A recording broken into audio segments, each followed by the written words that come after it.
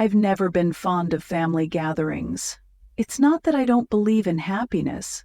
There was a time I poured my whole heart into it.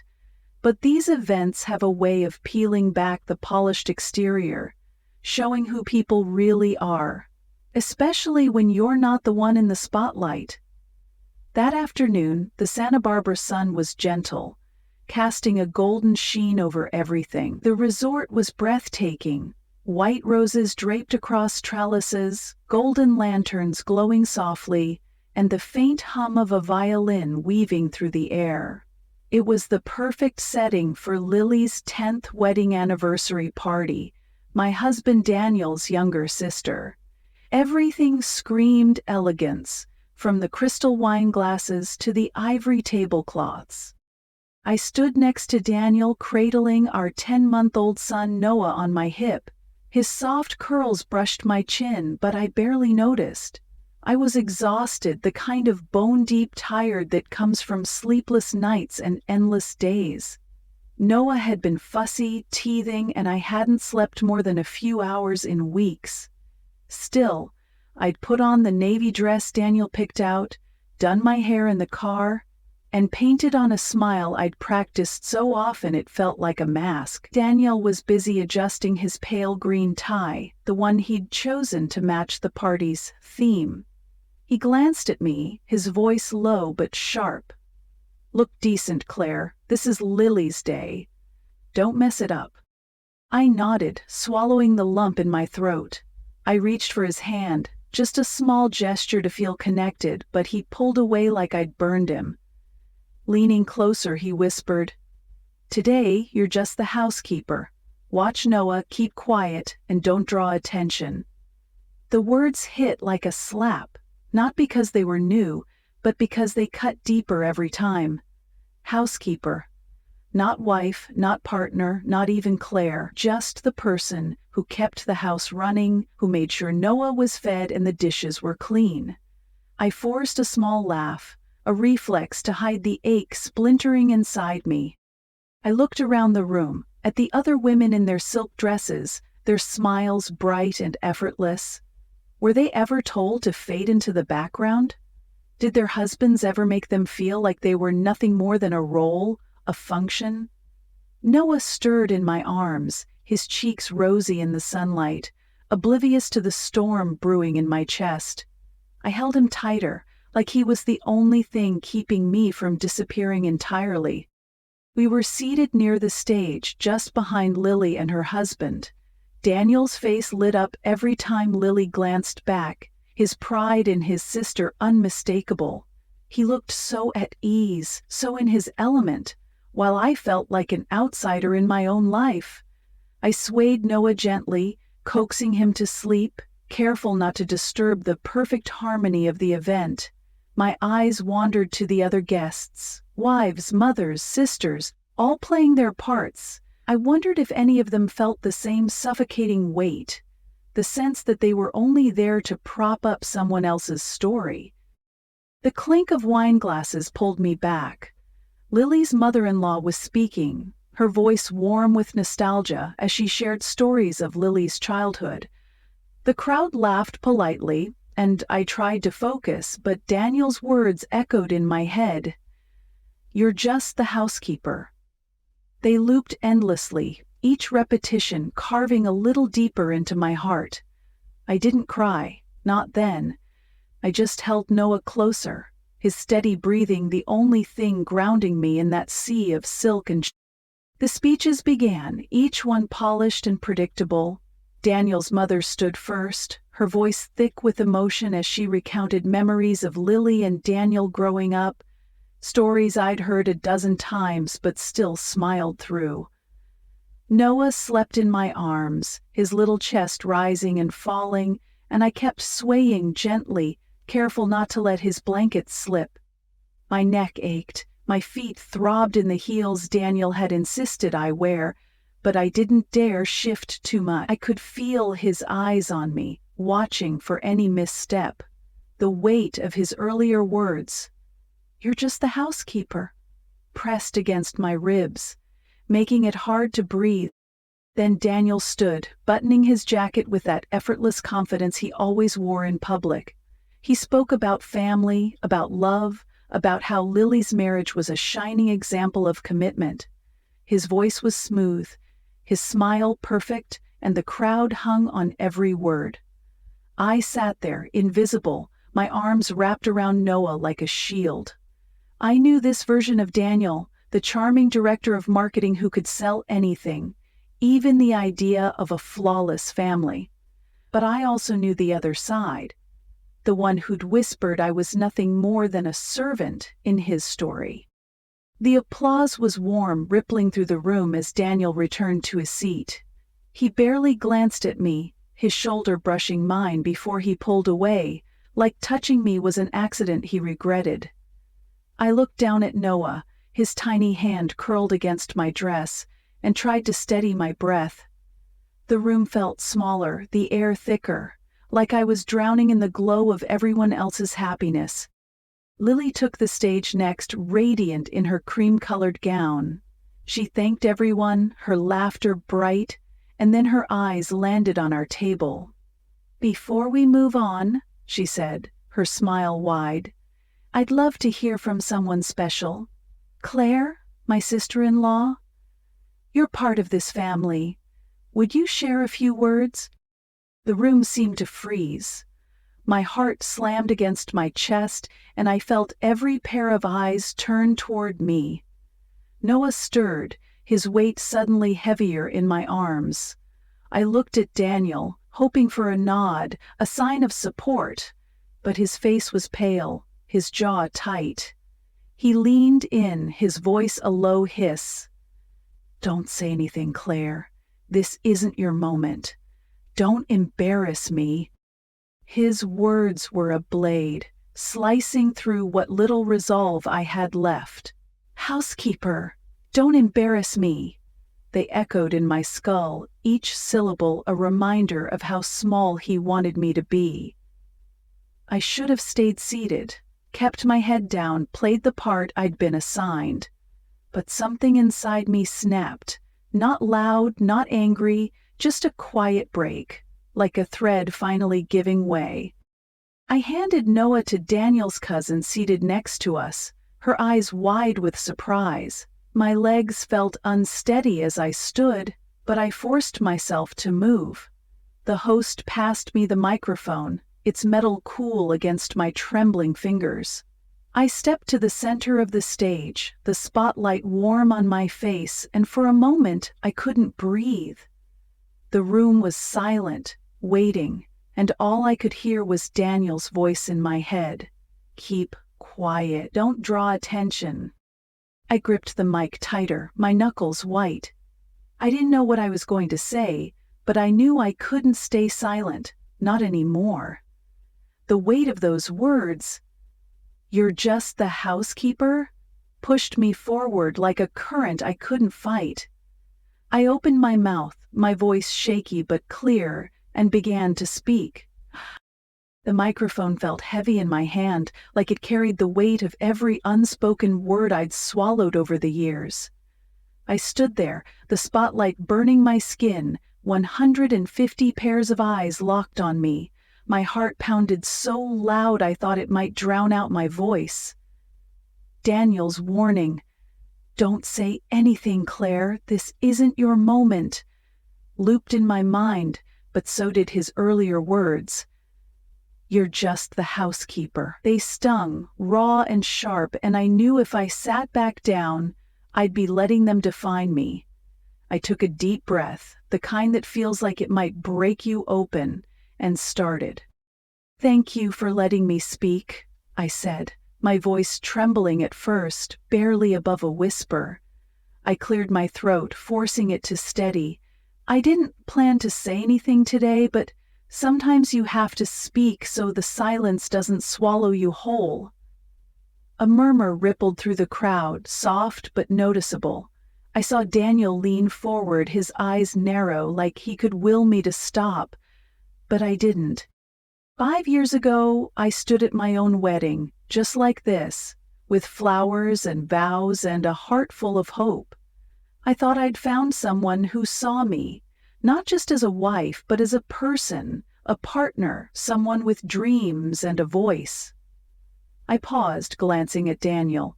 He wasn't smiling. He didn't move, didn't blink, but he didn't look away either. I used to be a journalist, writing stories about people's lives, chasing truth. I loved it. But somewhere along the way, I stopped being that person.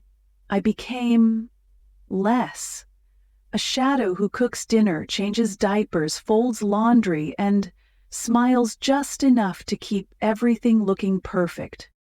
The room was so quiet I could hear the faint clink of a fork pausing mid-air. A few guests shifted, their eyes darting between me and Daniel. I gripped the mic tighter, my voice growing stronger. There are days I look in the mirror and don't recognize the woman staring back. I forgot what my own laugh sounds like. I forgot what it feels like to be needed, not for what I do, but for who I am. My throat tightened, but I pushed through. I'm not saying this to point fingers.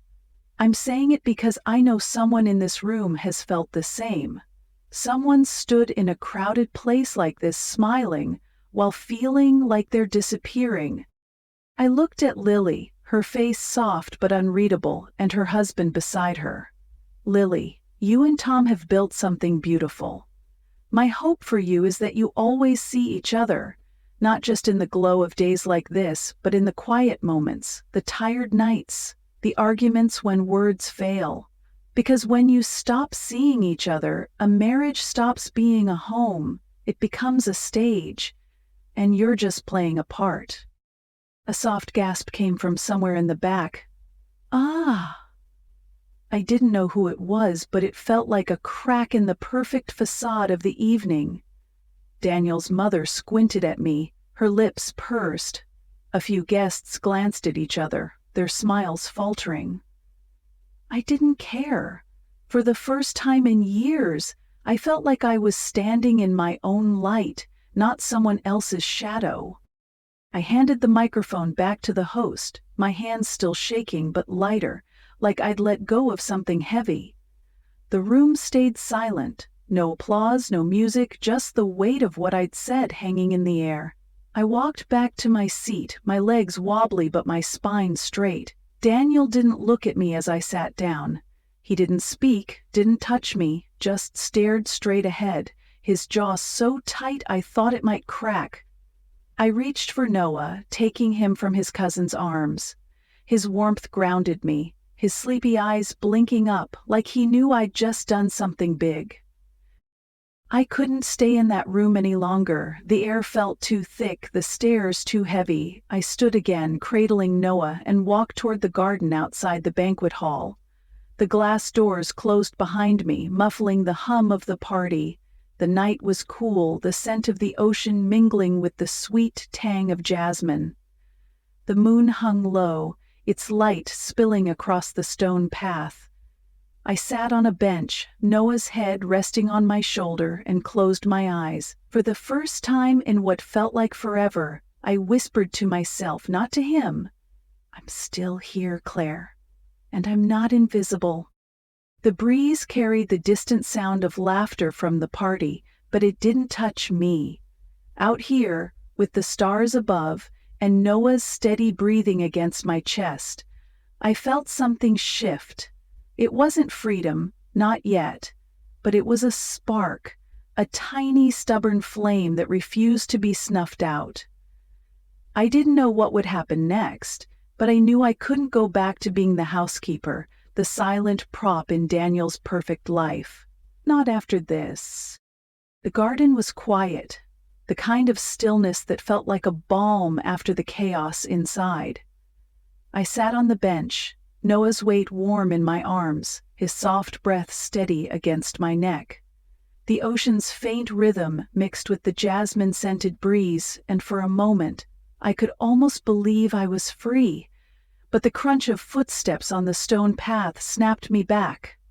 I didn't need to look to know it was Daniel. His presence had a way of filling a space, heavy and unyielding, like a storm cloud rolling in. He stopped a few feet away, the moonlight catching the sharp lines of his face.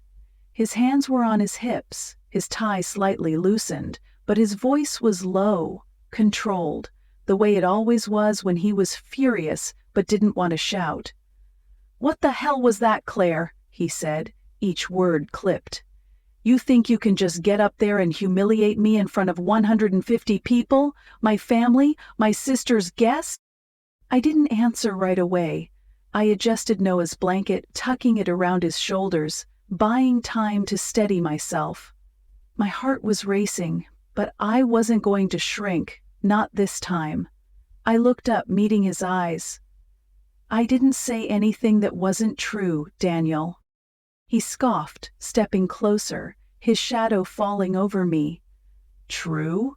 You stood there like some victim, making me sound like a monster. You embarrassed my entire family. My mom had to tell people you're just stressed, that Noah's been keeping you up. Do you have any idea how this looks? Everyone's talking about you, Claire, about us." His words stung, but not like they used to. They were sharp, sure, but they didn't cut as deep. I stood, holding Noah carefully, his head still nestled against me. "If the truth embarrasses you," I said, my voice calm but firm, "maybe you should ask yourself why. I didn't lie up there.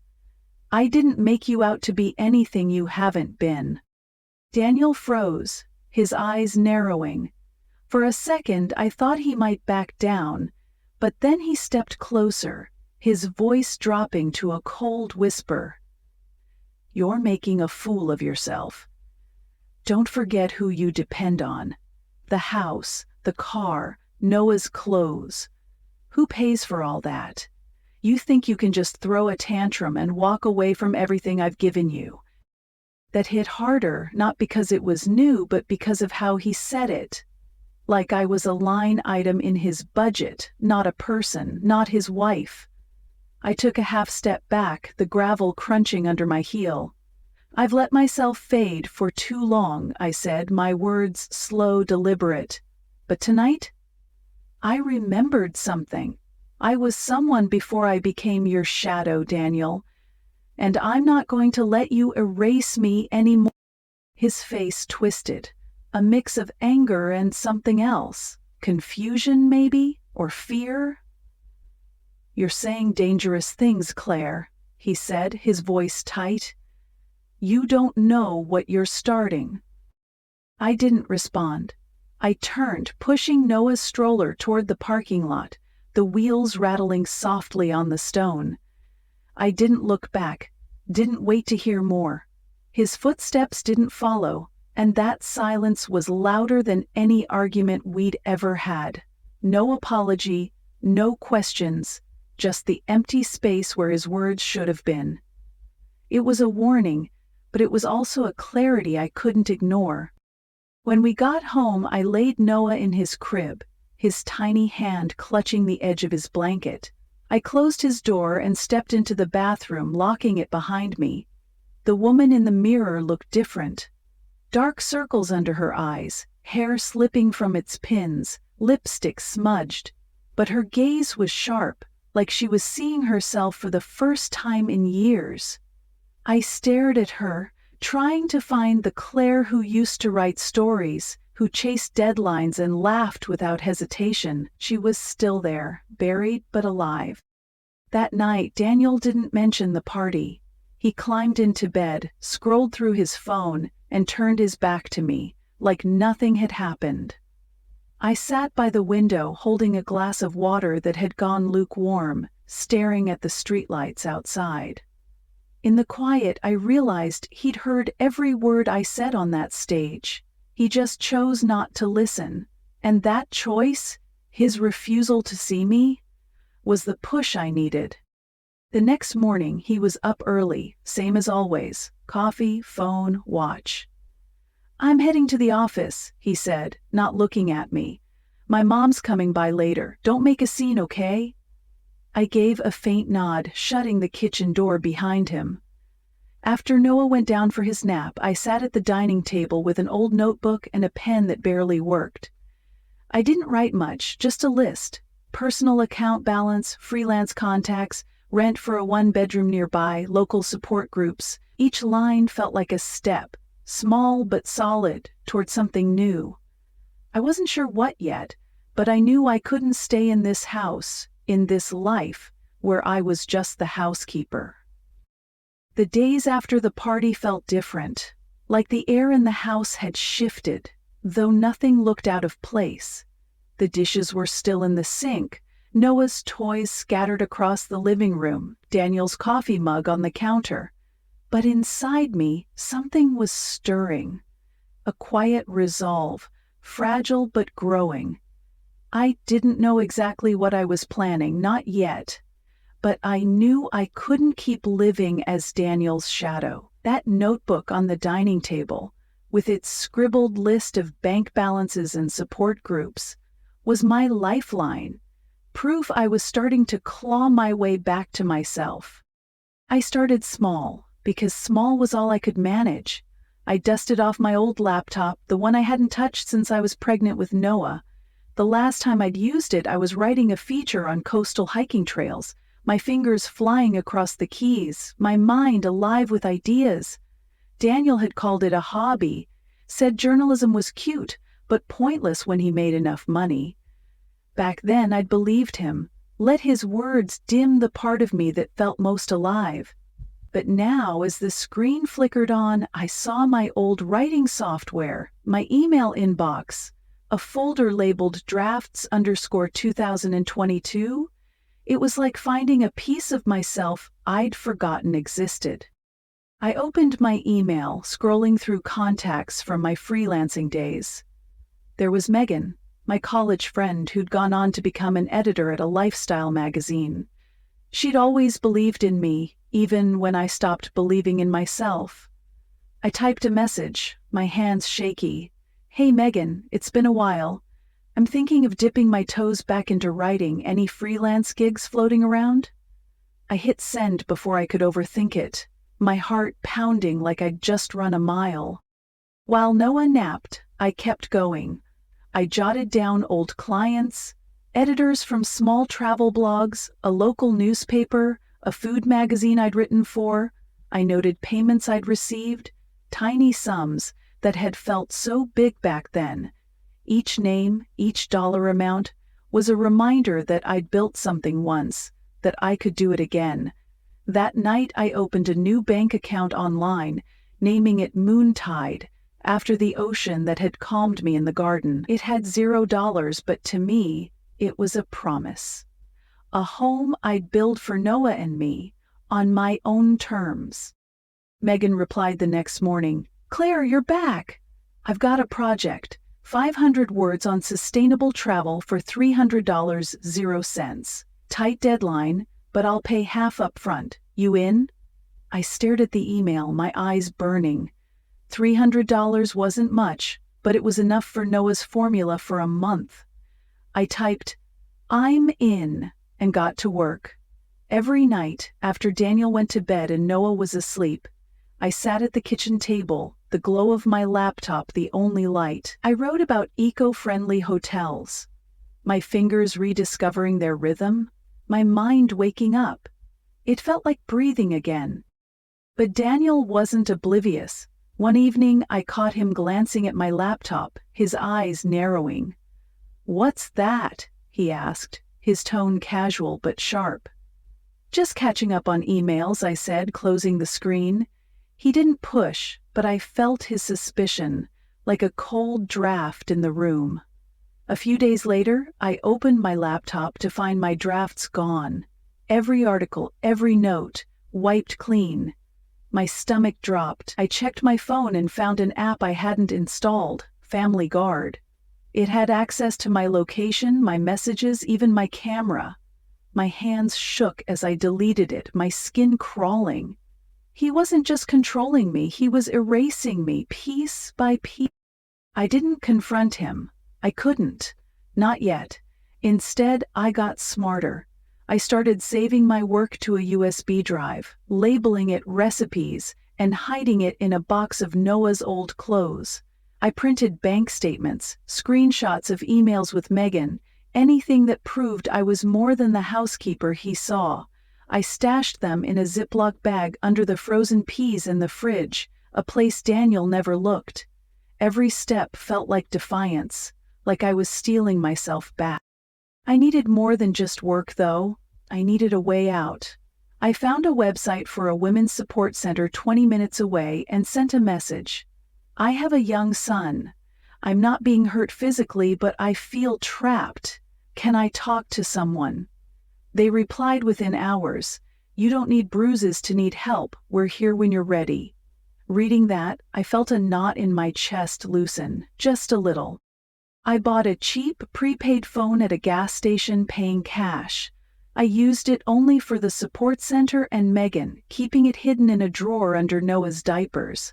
I started selling old clothes online, dresses I hadn't worn since before Noah, jackets Daniel had bought but I never liked.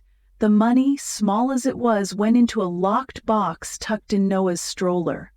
I packed a go bag too, Noah's immunization records, a few outfits, my ID, and $200, 0 cents in cash. It wasn't much, but it was a start. Megan's project led to another, then another. I wrote about farm-to-table restaurants, local artisans, anything she sent my way. The payments were small, $150. 0 cents here, $200, 0 cents there. But they added up. I deposited them into Moontide, watching the balance grow. $450, 0 cents. It wasn't enough to leave, not yet. But it was proof I could survive without Daniel's money, without his house. One afternoon, while Noah napped, Megan texted, "My magazine's hiring freelance writers for a big wellness series. Remote, flexible, perfect for a mom. Want me to put your name in?" I hesitated, my thumb hovering over the screen. "I don't know if I'm good enough anymore," I typed. Her reply was instant. "Claire, you are always better than you thought. Say yes and I'll help you." I stared at Noah, his tiny hand clutching his blanket, and typed, "Yes." That night, I updated my old portfolio, uploading articles I'd written years ago. I rewrote my bio, freelance journalist specializing in travel and lifestyle, flexible, remote, and ready to tell stories that matter. It felt like introducing myself to the world again, like saying, "I'm still here." Megan sent me the application link, a $1,200, 0 cents project to write a series on mental health retreats. I spent hours drafting my pitch, polishing every word. When I looked at Noah, asleep in his crib, I knew I wasn't just doing this for me. I was doing it for him, for the life I wanted him to see, one where his mom was whole, not a shadow. Daniel didn't notice, or if he did, he didn't care. He came home late, his cologne sharp and unfamiliar, his eyes scanning me like he was looking for cracks. "What'd you do today?" he asked, his voice too casual. "Took care of Noah," I said, meeting his gaze. "Stayed home. Where else would I go?" He nodded, but I saw the doubt in his eyes. I knew he was watching, waiting for me to slip. And I knew I didn't have much time left. The house felt like a tightrope, every step careful, every moment watched. I kept writing, kept saving, kept hiding, but the tension grew heavier each day. Daniel's glances were sharper now, his questions laced with suspicion. "You've been on that laptop a lot," he'd say, or "Where'd you go with Noah today?" I'd answer calmly, "Grocery store, park, nowhere special." But my heart raced every time. I knew he was looking for something, anything, to pull me back into the box he'd built for me. But I wasn't that Claire anymore. And I wasn't going back. One evening, while Daniel was at a client dinner, I got a text from an unknown number. "Claire, it's Jess from Daniel's office. We worked together at the holiday party last year. Can we talk? It's important." My stomach twisted. Jess was a junior marketer, quiet but kind. I remembered her helping me with Noah when he'd fussed at the party. I replied, "Sure, what's up?" Her next message made my hands go cold. "Daniel's been seeing someone for 2 years. I thought you should know."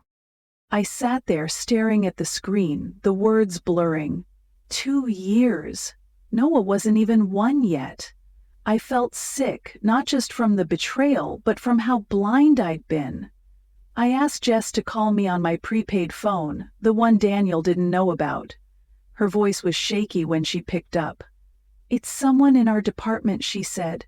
"I saw them together at a conference last year and it's been going on since."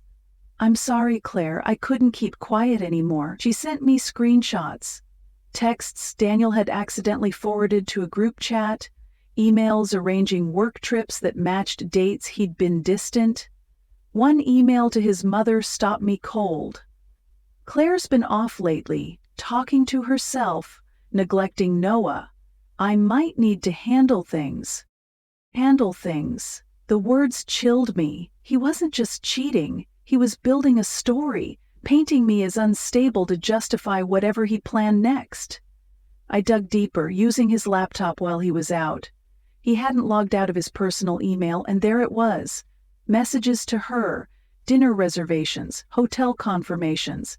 My hands shook as I saved everything to my USB, my breath shallow. This wasn't just about me anymore. It was about Noah, about the life I had to protect for him. A week later, Lily called. Her voice was warm but hesitant. "Claire, we're having a small family gathering, just close relatives who couldn't make the anniversary party. It's at a restaurant in town. I know things were intense last time, but I'd love for you to come. Maybe say a few words? Tom and I were really moved by what you said." I hesitated, my thumb hovering over the phone. Daniel would be there, and after what I'd found, facing him felt like walking into a lion's den. But Lily's sincerity tugged at me, and a part of me, the part that had spoken on that stage, wanted to stand again. "I'll come," I said. "And I'll bring a friend." I asked Megan to join me, not just for support, but because I needed someone who knew the truth. She agreed instantly, offering to watch Noah if I needed to speak. The restaurant was cozy, with white tablecloths and soft jazz, a far cry from the resort's grandeur, but just as warm. Noah slept in Megan's arms at the back, his cheeks flushed from a full bottle. Lily greeted me with a hug, her eyes searching mine. "I'm glad you're here," she whispered. Daniel was there, standing by his mother, his shirt crisp, his smile practiced. He nodded at me, but his eyes were cold, calculating. After dinner, Lily stood, thanking everyone for coming. Then she turned to me, her smile gentle. "Claire, you said something so powerful at the party. Would you share again? It meant a lot to us." My heart thudded. Daniel's gaze snapped to me, his knuckles white around his glass. I stood, taking the microphone from Lily, my hand steady this time. The room quieted, forks pausing, eyes turning. "Thank you, Lily," I said, my voice clear. "Last time I spoke about seeing each other in a marriage. Today I want to talk about seeing the truth, even when it hurts." I looked around, letting the words settle. I left that stage knowing I couldn't live as a shadow anymore. I thought the problem was me, that if I tried harder I could fix things. But then I learned something. I paused, my eyes locking on Daniel. I learned that while I was cooking, cleaning, raising our son, my husband was building a life with someone else. For 2 years, he's lied to me, to Noah, to this family. A gasp rippled through the room.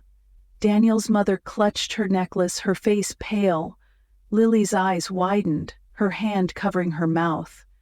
Daniel stood, his chair scraping, but I kept going. "I'm not here to shame anyone. I'm here because I'm done carrying the weight of lies. I left not because I stopped loving, but because I realized love can't survive betrayal. I want Noah to grow up in a home where truth matters, where his mother is respected, not erased. I handed the mic back to Lily, my legs trembling but my heart steady. The room was silent, the kind of silence that feels like a held breath. Daniel didn't move, didn't speak, his face a mask of shock and fury. I walked to Megan, who handed me Noah, his sleepy eyes blinking up at me. As I turned to leave, I passed Daniel. For the first time, I didn't lower my gaze. I looked him in the eye, and he said nothing. He knew I'd seen him, all of him, and there was no hiding anymore. Outside, the late afternoon sun warmed my face, the light spilling through the restaurant's windows. I held Noah close, his breath soft against my cheek, and whispered, "We're stronger than ever, baby, and we're not going back."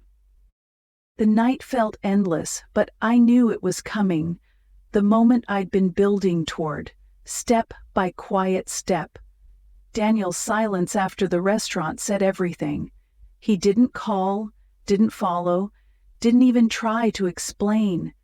That emptiness was louder than any fight, a confirmation that the life we'd built was a lie I couldn't live anymore. I looked at Noah, asleep in his crib, his tiny hand curled around his blanket, and I knew I had to do this for him, for us. At 3 o'clock the house was still, the only sound the faint hum of the fridge. I slipped out of bed, my movements silent, practiced. Daniel slept on his side, his breathing steady, unaware. I'd walked this path in the dark so many times, memorizing every creak in the floor. I lifted Noah from his crib, wrapping him in his soft fleece blanket, his warmth grounding me. I kissed his forehead, my lips lingering, and whispered, "We're going to be okay." The go bag was ready, Noah's records, 3 days worth of clothes, my ID, $200, 0 cents cash, and the USB with my work files. I'd oiled the back door hinges days ago, so it opened without a sound. The cool night air swept in, carrying the scent of salt and eucalyptus. I stepped outside, locking the door behind me. Noah cradled against my chest. The car engine purred softly, and as I pulled onto the road, the GPS glowed with directions to the Women's Support Center, 50 minutes away. Streetlights slid past, each one a breath carrying me farther from the house that had made me a shadow. The center was a low building tucked behind a grove of oaks, its lights soft and welcoming. A woman stood at the gate, her silver-streaked hair catching the dawn's first glow. Her name tag read Sarah, Intake Coordinator. "Claire?" she asked, her voice kind, like she'd been expecting me my whole life. I nodded, my throat too tight to speak. "Come in," she said. "You're safe here." She led me to a small room on the second floor with a twin bed, a crib, and a window overlooking a garden of sea lavender. The walls were painted a gentle blue, like the ocean at dusk. I placed Noah in the crib, his cheeks rosy, lips parted in a peaceful dream. I sat on the bed, the springs creaking faintly, and the weight of everything, the lies, the silence, the years of fading, crashed over me. I cried, not out of fear or loss, but because I'd chosen myself. For the first time in years, I wasn't running from something, I was running toward it. I looked at Noah, his tiny chest rising and falling, and whispered, "From now on, you'll grow up in your mother's choice, not her survival." The room was quiet, but it was a different kind of quiet. Not the tense hush of Daniel's house, but a stillness that held space for me to finally hear my own heart. The days at the center blurred into a rhythm of healing. I woke each morning to Noah's soft coos, his tiny hands reaching for me, and I'd warm his bottle while jazz played faintly from a small radio. The room was simple, cream walls, a creaky ceiling fan, a window framing the lavender garden, but it felt more like home than Daniel's house ever had. I started writing again, freelancing for Megan's magazine, crafting articles on wellness and resilience from my laptop. Each word, each paycheck was proof I was more than a housekeeper, more than a shadow. Daniel didn't stay quiet. He hired lawyers, painting me as an erratic mother who'd abandoned a perfect life. But I was ready. I had my USB packed with emails, bank statements, and screenshots of his betrayal. Megan connected me with a lawyer friend, and Sarah helped me find a counselor to navigate the legal fight. I wasn't alone anymore. I had people who saw me, who believed in me, and that made all the difference. One evening, as I changed Noah's clothes, he grabbed my finger and grinned, his eyes sparkling like the first time I held him. I pulled him close, burying my face in his soft hair, and whispered, "We've made it, baby. I'll never lose myself again." The moonlight streamed through the window, bathing us in silver, and I felt whole, not because the road ahead was easy, but because it was mine. I don't know how long the custody battle will last, or what Daniel will say to twist the truth, but I'm not afraid. I have my work, my son, my voice. I chose this life not because it's perfect, but because it's true. Every morning I look at Noah and see a future where he'll know his mother as someone who stood up, who fought, who remembered who she was. Freedom isn't just leaving a place, it's reclaiming your worth, step by step, until you're standing in your own light. I've done that, and I know now that no one can take it away.